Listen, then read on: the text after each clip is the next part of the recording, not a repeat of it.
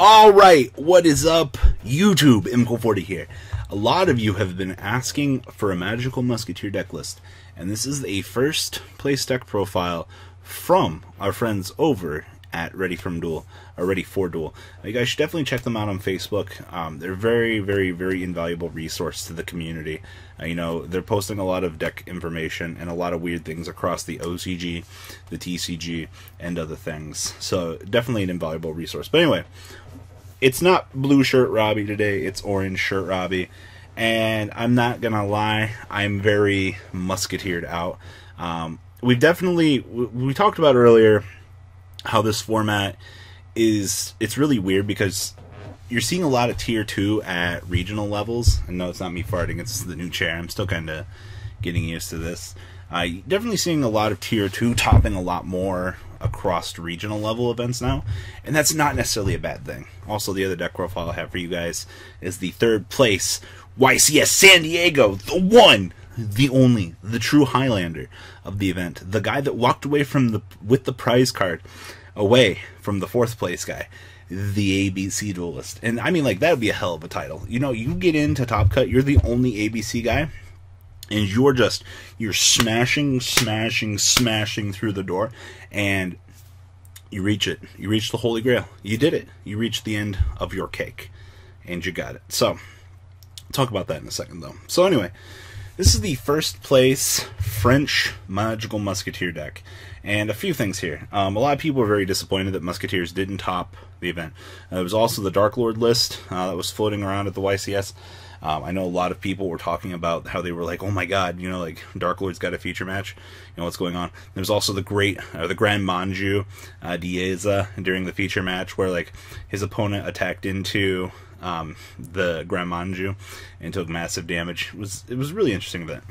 But anyway, deck profile: 2 Ash Blossoms, 2 Ghost Ogies, triple Caspar, 2 Musketeer Doc, triple Kid Brave, and 1 Starfire. And then spell card, or 1 Maxi. Gosh, sometimes Maxi is a spell card in my mind.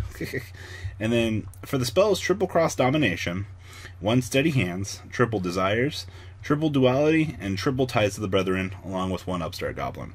Traps, we have triple Evenly Matched, triple Lose 1 Turn, and then triple Desperado, along with triple Last Stand. The extra deck down here is a lot of Ghost Reaper targets, so keep that in mind when you're looking at this deck. So anyway, it's 1 ABC Dragon Buster, 1 Omega, 1 Dante, 1 Downard, 1 Minerva, 1 Nightmare Shark, 1 Grand Pulse, 1 Break Sword, 1 Totally Awesome, 1 Zen Mains, 1 Decode, 1 Firewall, 1 Imduke, Proxy Dragon, and 1 Spiral Double Helix. Side deck over here, we have triple Ghost Reaper, of course, triple Anti-Spell Fragrance, triple Quaking, along with triple Rivalry, and triple Solemn Strike. Now, the first thing I want to say here, yes, he is main decking triple Evenly Matched. We've been seeing this with a lot of rogue deck choices. We've seen True Draco playing it, we've seen Paleo playing it, and it's no shocker to me that this deck is playing this as well. This is a very powerful blowout card. It puts you into a lot better of a situation, and it really ensures that you can get your literal metagame to resolve. Because if you resolve an Evenly Matched, followed by just setting up Caspar with Last Stand and Desperado, you're going to be in a fantastic position. I can only imagine what some of the ending boards can look like. Also, I'm a bit iffy about Starfire. I understand because she special summons, and you don't really... Sure, she can special summon, but, you need more fuel. And you're not too worried about her when you've already got Ties of the Brethren. One of the really weird things I find about this deck is you set up your board a lot of the time. I mean, really, what is that board generating for you? This is almost like this is a very powerful stun deck at its best, and I think that's one of the ways to approach Musketeers is you're operating on the knowledge of you're a stun deck, and you need to continue to maintain that role of being a stun-based deck to ensure that you can stun the opponent out of the game and not really get the advance time to play. I was also talking about, I really wasn't sure if I wanted to go down the path of playing Ties of the Brethren with Duality, but I almost think you need to because we've only got 1 Upstart Goblin. So what are some of our hands? Alright, cool, well, we did it. We opened up Ties of the Brethren, Duality, Desires, and the Last Stand. That's disgusting. God, that's a lot of stuff. Alright, I'm already 2 hands in. Alright, max C with evenly matched. We did it. I would definitely see, like, this is one of those things, like, you can be bad and hold the max C in that previous hand and just let your opponent capitalize and then just punish them after the extension is all over. So good. This card, opening up this card in any sort of the field. Now, you've got cross domination with last stand, so you can ensure that, like, your players are going to set up. Lose one turn is a very interesting aspect to this deck as well.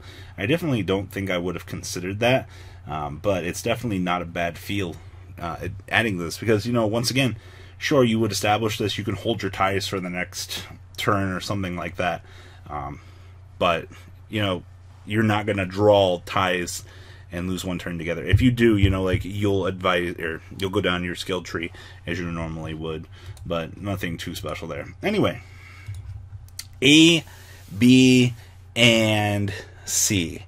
So this is the ABC deck that finished 3rd place. Now, I think a lot of people have had it drilled into their head, this format, that your ratios for A, B, and C need to be straight 3s. Well, this young duelist took the numbers to a little bit more of a different place. He wasn't playing the same formulae. Literally just 2A, 3C, and of course 2, 3, 2. Let's be completely real here. B is literally the best one because it searches for these guys, and these guys will all recur. Also, if you don't realize, or if you haven't realized this yet, these sons of bitches get their effects when they're sent from the field to the graveyard for, like, Ancient Fairy Dragon. The amount of times that I've had to deal with, like, extra 4 pieces in the opponent's hand, this deck is pretty ridiculous when it really starts going. And I hate this a lot. I mean, also resolving Akashic Magician with the Dragon Buster underneath it, it's pretty good. So anyway, this is Dragon Turd the deck. Robbie, we really love when you make the Dragon Turd discussions. Yeah, you're right. I love this deck. I really do.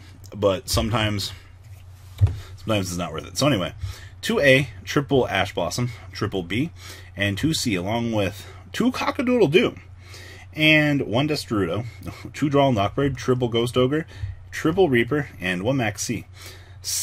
The spells down here: 1 Dragon Ravine, 1 Gateway, 2 Desires, 1 Raigeki, 1 Set Rotation, triple Terraforming, 2 Twin Twisters, triple Hanger, along with 1 Skill Drain, triple Strike, and 1 Solemn Warning. Extra deck: triple Dragon Turd, of course, 1 Ancient Fairy, 1 Black Rose, 1 Omega, 1 Diamond Direwolf, 1 Utopia, 1 Baguski in the other part of the Utopia package, Tornado Dragon, Akashic, Decode, Proxy Dragon, and Spiral Double Helix.